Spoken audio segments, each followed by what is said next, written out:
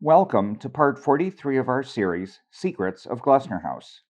In this installment, we will discuss the research behind the Double Bough Wallpaper project for the corner guest room and will reveal 3 surprises, all of which relate to the month of November.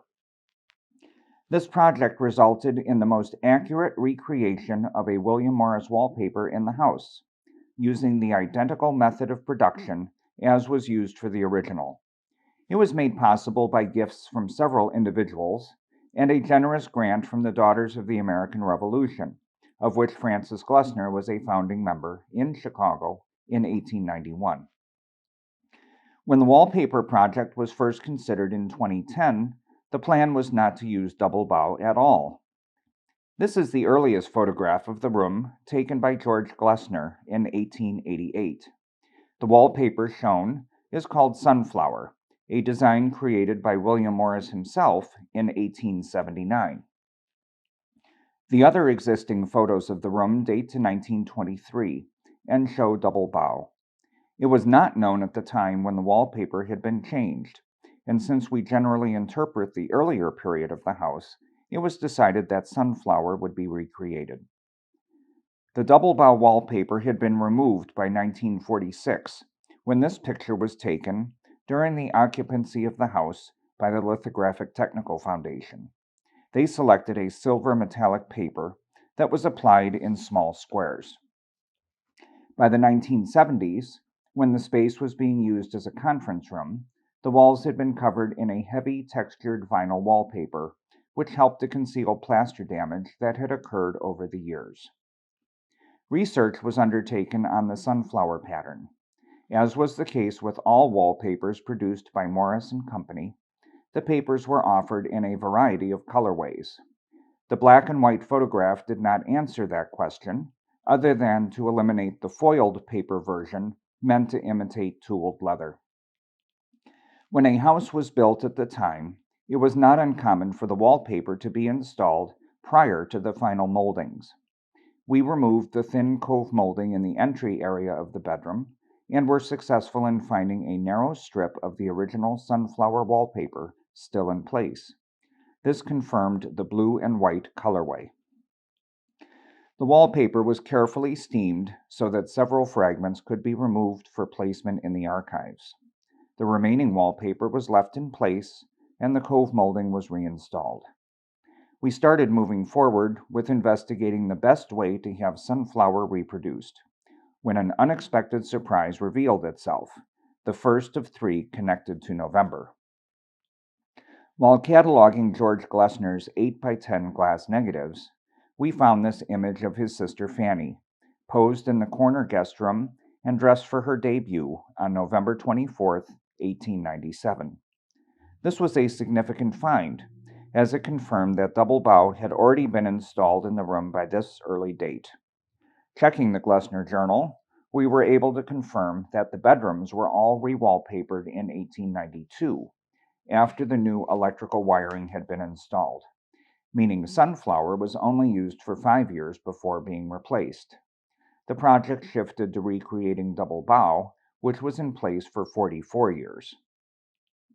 A comparison of the 1897 and 1923 photos revealed another interesting detail.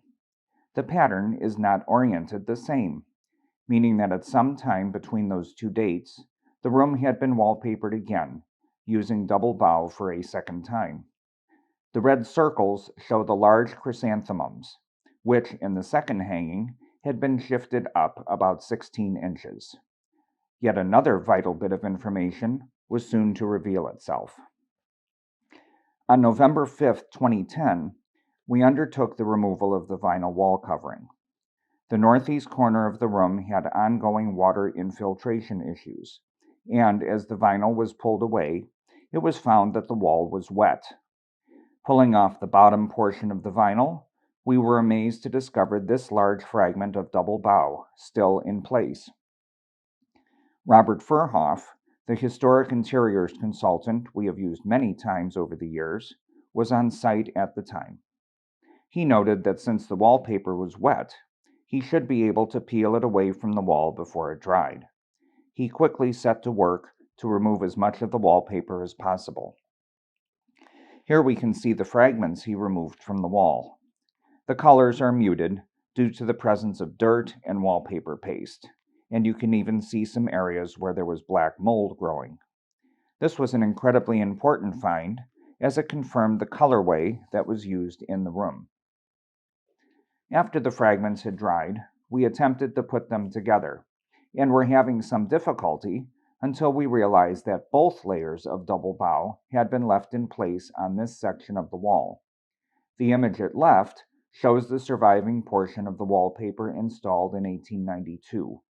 The image on the right shows the wallpaper from the second installation. The date of that second installation was confirmed when this partial page from the Chicago Herald, installed upside down on the wall, was revealed. There would have been no need to add a layer of newspaper as part of the installation, so it appears it was placed simply to provide a record of when the new wallpaper was installed. Turning the photograph around, we can clearly see the date of the newspaper, November 14th, 1916, the third November date that became part of the story of recreating Double Bough. News of the day included updates on the war in Europe, and the reaction to Jeanette Rankin being elected the first female member of the U.S. House of Representatives the previous week.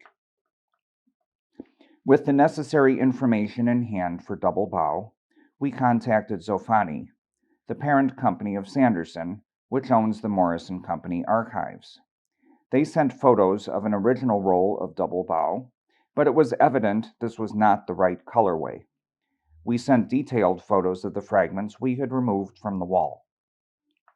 Using our photos, they were able to locate a small sample of Double Bough in the company logbook that matched our wallpaper, the significant detail being the stippled background, which is printed in the same green colors as the foliage. We also received the exciting news that the archive still possessed the original set of hand-carved fruitwood blocks that had been used to create the original wallpaper, and that they could be used to create our new wallpaper. Wood blocks, such as this example carved for the Morris & Company tulip design, would be made for each portion of the pattern. The design would be gradually built up, with each block providing part of the pattern in a specific color. Several blocks would often be used to create all the details for a single color, resulting in the need for so many blocks. The process is long, as the paper has to dry after each block is printed, meaning a single roll could take a week or more to produce. To see an example of Morris's acanthus wallpaper being printed using the original blocks, click on the link in the description below to see a 3-minute video produced by the Victoria and Albert Museum. Double Bough required 22 blocks to create the complete design. What is shown here is one complete repeat. The horizontal dimension is 21 inches, the same as the width of the finished wallpaper roll, which would have also had a narrow border along each edge that would be trimmed off during installation. The large vertical repeat is just over 30 inches, typical for Morris designs. In this close-up shot, we can see several of the prominent flowers that are featured in the design, all of which Morris used with some frequency. At right are 2 pinks, and at bottom center is a thistle. Most interesting is the large golden yellow chrysanthemum. Frances Glessner was known for raising chrysanthemums, and a variety of similar color to what is seen here was named in her honor. Morris was known for developing designs specifically for fabrics or wallpapers, but not using the same design for both. Double Bough is a rare exception to his rule.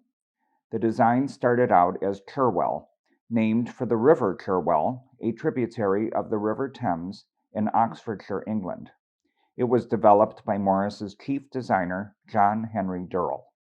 Here we see a beautiful example in the collection of the Art Institute of Chicago. The Glessners used Cherwell, which was first produced in 1887, the year they moved into their Prairie Avenue home. Here is a surviving fragment originally used as a chair seat. The specific chair on which it was used is unknown. This fragment is also in the Art Institute collection.